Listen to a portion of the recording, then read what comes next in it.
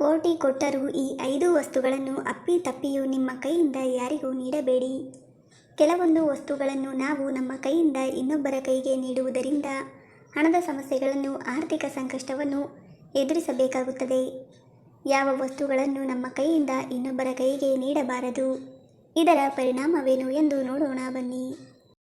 ಹಣದ ವ್ಯವಹಾರಗಳನ್ನು ಬಹಳ ತಿಳುವಳಿಕೆಯಿಂದ ಮಾಡಬೇಕು ಎಂದು ನಮ್ಮ ಹಿರಿಯರು ಯಾವಾಗಲೂ ಹೇಳುತ್ತಿರುತ್ತಾರೆ.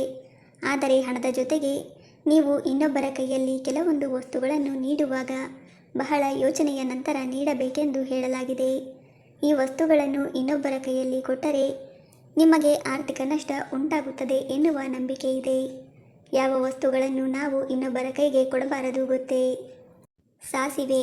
ನೀವು ಯಾರಿಗೂ ಹಳದಿ ಸಾಸಿವೆಯನ್ನು ಕೈಯಲ್ಲಿ ಕೊಡಬಾರದು. ಹೀಗೆ ಮಾಡಿದರೆ ನಿಮ್ಮ ಲಕ್ಷ್ಮಿಯನ್ನು ಬೇರೆಯವರ ಕೈಗೆ ಕೊಡುತ್ತಿದ್ದೀರಿ ಎಂಬ ನಂಬಿಕೆ ಇದೆ. ಆದ್ದರಿಂದ ನೀವು ಈ ತಪ್ಪು ಮಾಡುವುದನ್ನು ತಪ್ಪಿಸಬೇಕು. ಇದನ್ನು ಮಾಡುವುದರಿಂದ ನಿಮ್ಮ ಆರ್ಥಿಕ ಸ್ಥಿತಿಗೆ ಹಾನಿಯಾಗಬಹುದು. 2. ಕರವಸ್ತ್ರ. ಸಾಸಿವೆಯ ಹೊರತಾಗಿ ನೀವು ನಿಮ್ಮ ಕರವಸ್ತ್ರವನ್ನು ಯಾರಿಗೂ ಕೈಗೆ ನೀಡಬಾರದು. ನೀವು ಯಾರಿಗಾದರೂ ಕರವಸ್ತ್ರವನ್ನು ಕೈಯಿಂದ ನೀಡಿದರೆ ಅದು ನಿಮ್ಮ ಹಣಕಾಸಿನ ಮೇಲೆ ನಕಾರಾತ್ಮಕ ಪರಿಣಾಮ ಬೀರುತ್ತದೆ. ಈ ಕಾರಣದಿಂದಾಗಿ ನೀವು ಸಾಲದ ಸಮಸ್ಯೆಗಳನ್ನು ಕೂಡ ಎದುರಿಸುವಂತಾಗಬಹುದು. ಇದರೊಂದಿಗೆ ನೀವು ಕೌಟುಂಬಿಕ ಜೀವನದಲ್ಲಿ ಸಮಸ್ಯೆಗಳನ್ನು ಎದುರಿಸಬೇಕಾಗಬಹುದು. ಇನ್ನು ನೀರು.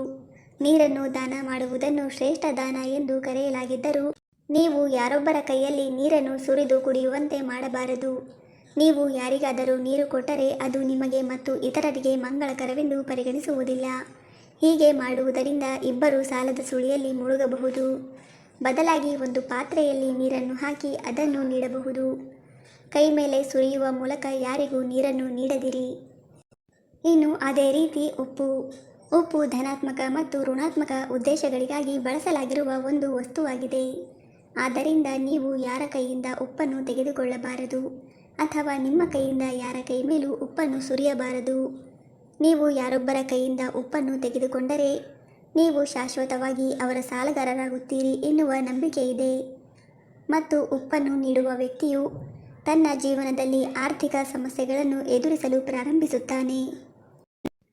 ಕೆಂಪು ಮೆಣಸಿನಕಾಯಿ. ನಂಬಿಕೆಗಳ ಪ್ರಕಾರ ಕೆಂಪು ಮೆಣಸಿನಕಾಯಿಯನ್ನು ಯಾರಿಗೂ ಕೈಯಿಂದ ನೀಡಬಾರದು.